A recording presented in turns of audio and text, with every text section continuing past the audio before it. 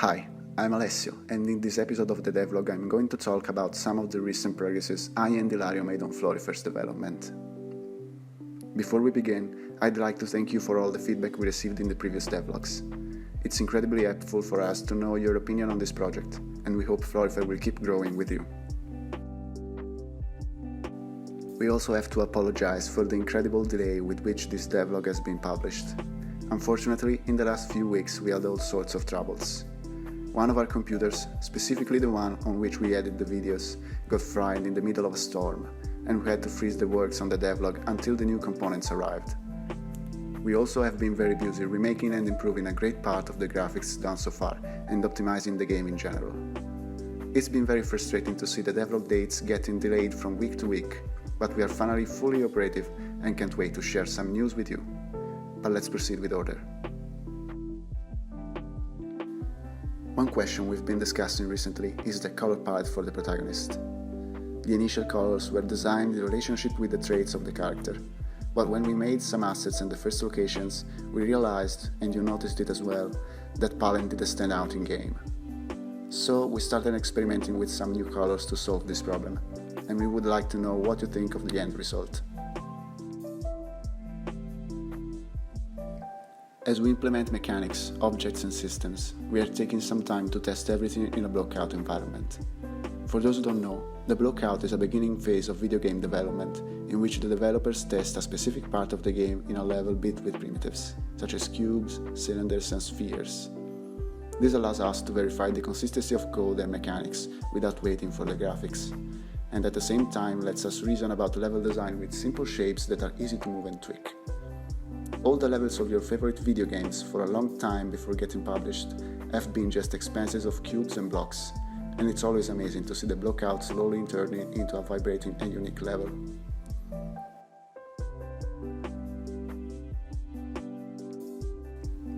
The item management is still subject of discussions and tweaking. To recap, the Potorn works as an inventory, with slots at which the player can hang items to easily carry them throughout the adventure. A quick selection system with a D-pad, along with a dedicated menu which is still under development, allows for the items to be exchanged at any time. One question that has emerged is the level of realism the items should have when they are in the game world. Should they be physics-based and therefore fall and roll freely? Or should they be static, stick to the ground, or maybe floating in the mid-air? We made a few tests with the physics items. The results were nice, but we saw they could have led to gameplay issues. In example, there was a high risk of making an item accidentally roll down a ravine, or in high water, or in other hardly accessible areas. Moreover, keeping tracks of items that can bounce and move around the world away from where they were placed by the player is not easy.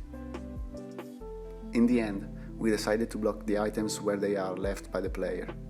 At the moment, the player can't even collide with them in order to prevent glitches, but everything is still in need of testing. A few time ago, Ilario decided to make the camera a little more movie-like compared to the standard one available in Unreal Engine 4. After a few research on other games similar to Florifer and a couple of talks on the subject, Ilario set up a system that makes the camera adjust depending on the obstacles and the surroundings. Without getting too much into the boring details, the first iteration of the system made the camera constantly checking below it and on its sides. If it found something, the camera had to move and rotate in the opposite direction so that the interaction of the camera with the world always added a little drama to the action. Testing this system, Ilario noticed it was very annoying. The problem was that a third-person camera is almost always affected by the player's input. It was not an issue easy to address, but we came up with a good solution. In order to avoid a struggle between the player and the camera, we made the camera adjust automatically on its surroundings only when the player is not using it. In example, when he's watching the landscape or jumping in a platformer section.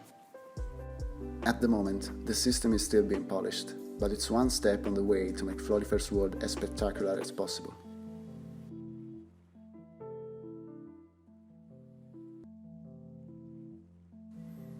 Talking about the graphics, a few time ago I and Ilario discussed about the vegetation for the first location of Florifer, and agreed about the trees being not enough interesting and technically not very optimized.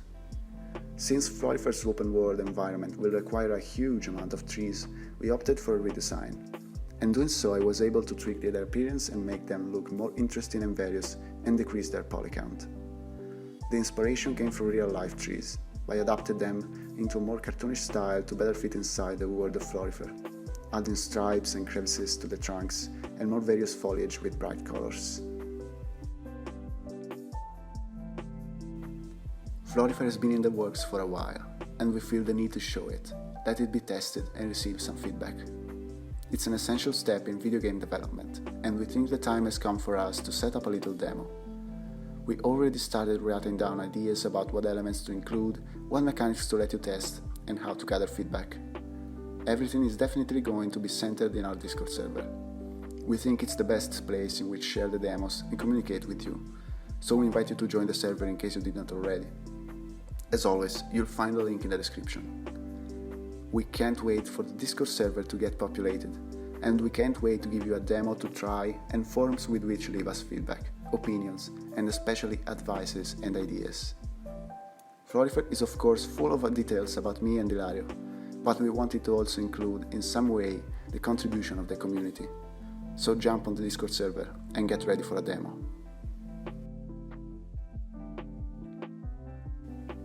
That's all for this episode.